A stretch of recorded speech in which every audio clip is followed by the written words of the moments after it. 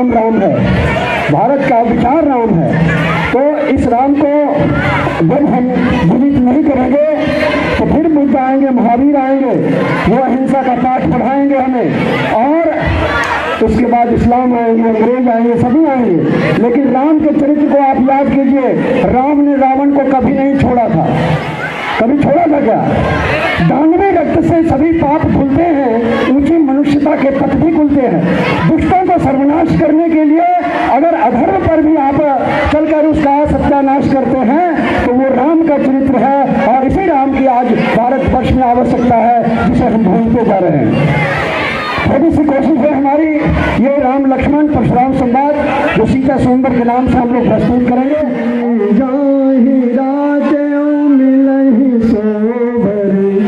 सहज सुंदर सांवरो, करुणा निधान सुजान शील स्नेह जानत रावरो, तहि भांति गौर आशीष सुनितिय सहित ही हर्षित अली, तुलसी भवानी पूज पुनि पुनि मुदित मन मंदिर चली।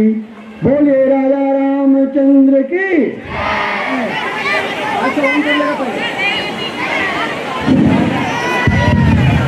हम समस्त गुरुजन और देश विदेश से आए हुए राजाओं और कुमारों का स्वागत करते हैं। हमारे निमंत्रण का मान रखकर आप सभी मिथिला पधारे हैं। आप सभी को मेरा अभिनंदन है। ऐसा कर सभी अपना अपना स्थान ग्रहण करें। यही बात है मुझसे, इसे उठाना क्या कठिन है? ये तो मेरे बाएं हाथ का खेल है। कठिनाई का पता तो तब चलेगा जब तुम धनुष उठाओगे। धनुष उठाएगा? हम तुम्हारा मुंह देखने आए हैं। सुना है इसे बड़े बड़े पराक्रमी महावीर भी नहीं उठा सके। अरे वो ढोंगी होंगे, हमारी बारी आने तो दो, फिर देखना।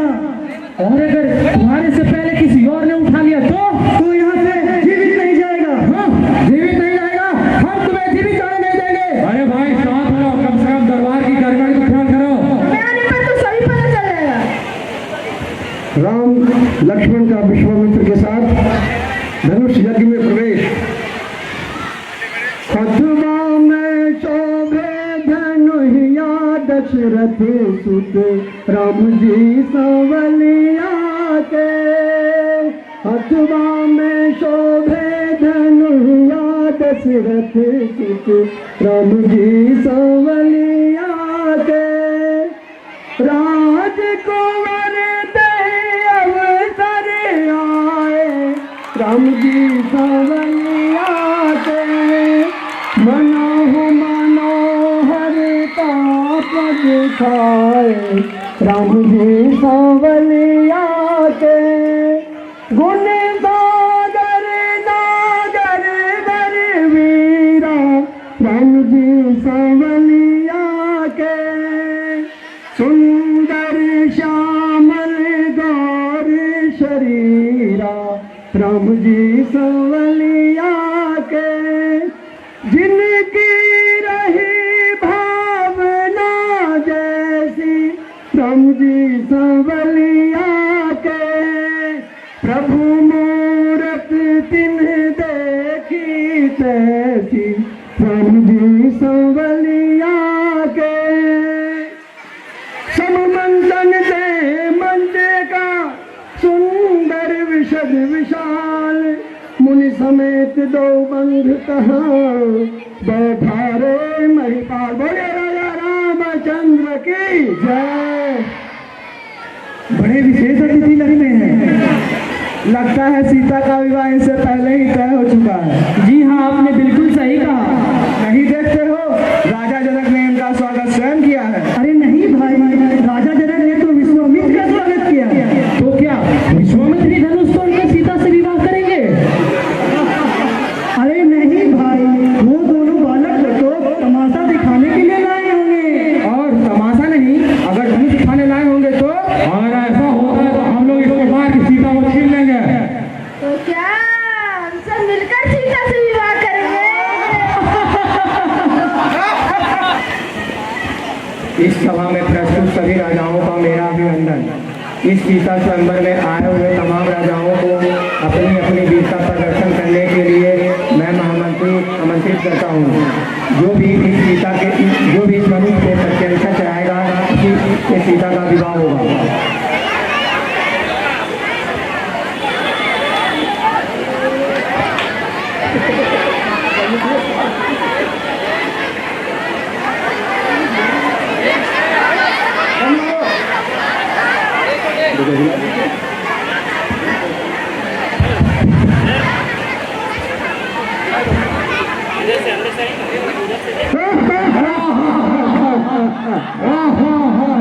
बलून उठाएंगे।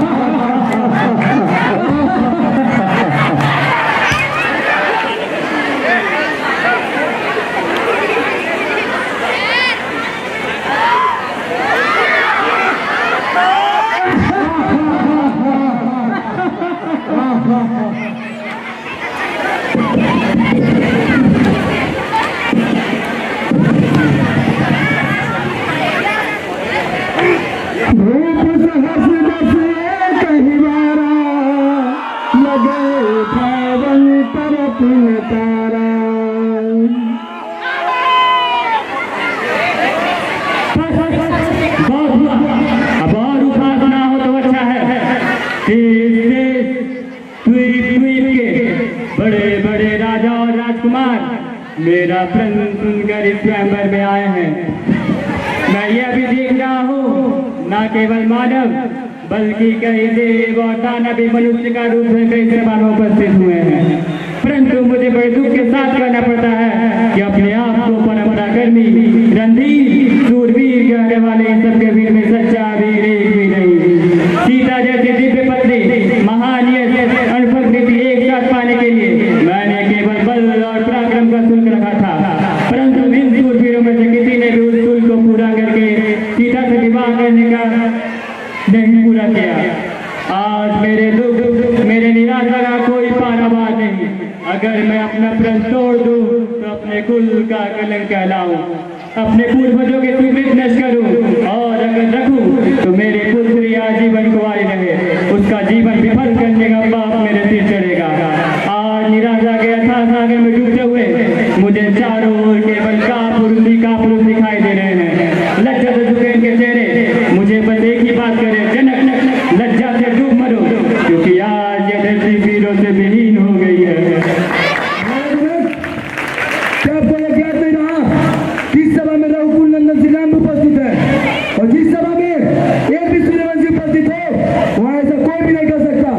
भैया का आदेश पाऊं तो ये धनुष क्या चीज है, मैं इस पूरे ब्रह्मांड को गेंद की तरह पटक कर टुकड़े टुकड़े कर सकता हूँ। लक्ष्मण नहीं भैया, आपका कोई अपमान करे मुझे बर्दाश्त नहीं। शांत हो जाओ, बस राम जाओ और इस धनुष को तोड़कर राजा जनक का दुख दूर कर। जो आ गया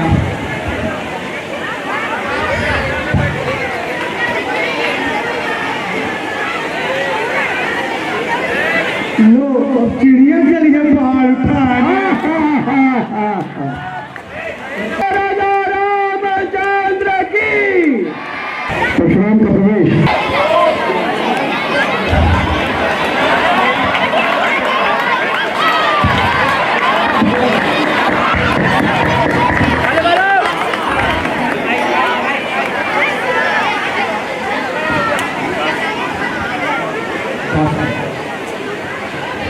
कौन है वो जिसने मेरे गुरु शिव के धनुष को तोड़ने का दुस्साहस किया है?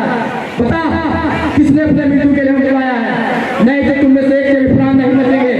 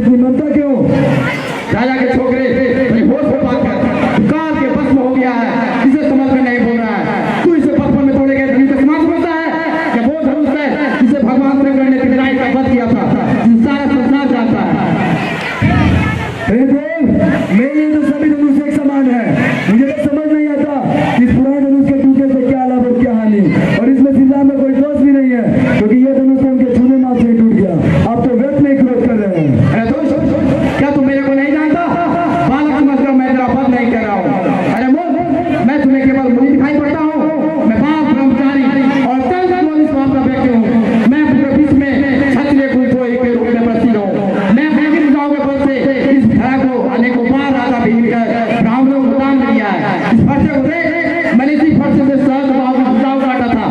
मुझसे टकराकर अपनी मौत मत भुला। क्यों अपने माता पिता को खुदी बनाना चाहते हो? मेरे इस फर्श की कठोर ध्वनि से घर में पलने वाला बच्चा भी मर जाता है। मुनि जी, आप तो अपने आप को बहुत बड़ा योद्धा समझ रहे हैं। जिस प्रकार आप बार बार मुझे पैसा दिखा रहे हैं ना, इससे तो यही लगता है कि जैसे आप भूख से पहाड़ लाना चाहते हैं।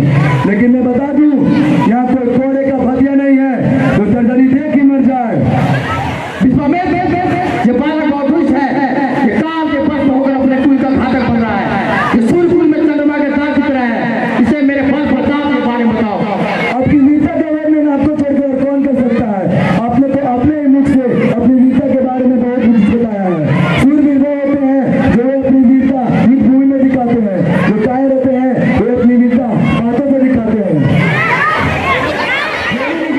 बच्चों के गुण और दोष को बड़े नहीं लिखा करते, इसीलिए इसे क्षमा कर दें। हे मुनि जी, आप अपने घर के ही योद्धा होंगे। लगता है किसी महान योद्धा से पहला नहीं पड़ा है। लक्ष्मण, इसे माफ कर दीजिए। आपका अपराधी मैं हूँ। मैंने यह धनुष तोड़ा है, इसलिए मुझे दंड दीजिए। आप जो आदेश देंगे वही करूँगा। राम लोग, ये विष्णु का सारा धनुष है। इस पर अगर बाढ़ कर संभाल कर सके तो मेरा सारा क्रोध और भ्रम दूर हो जाए। बताइए, मैं इस धनुष से आपके मन की गति से कहीं भी आने जाने की नीति समाप्त करूं या कुछ और? नहीं नहीं, इससे आप मेरे सारे क्रोध और भ्रम दूर कर दें।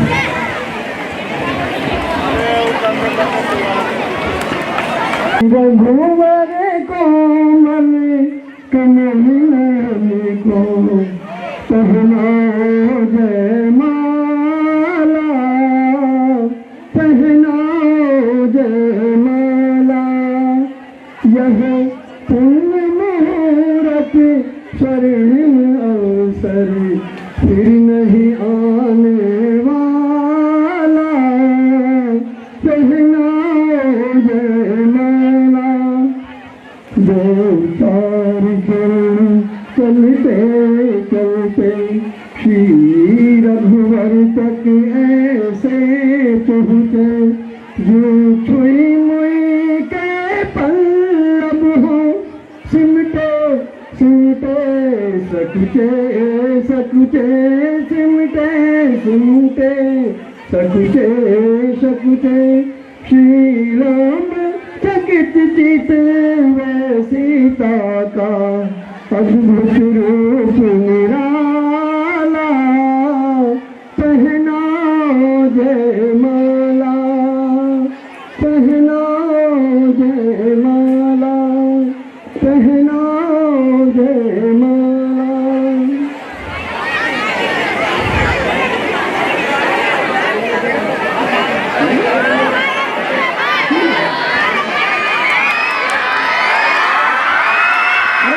भैया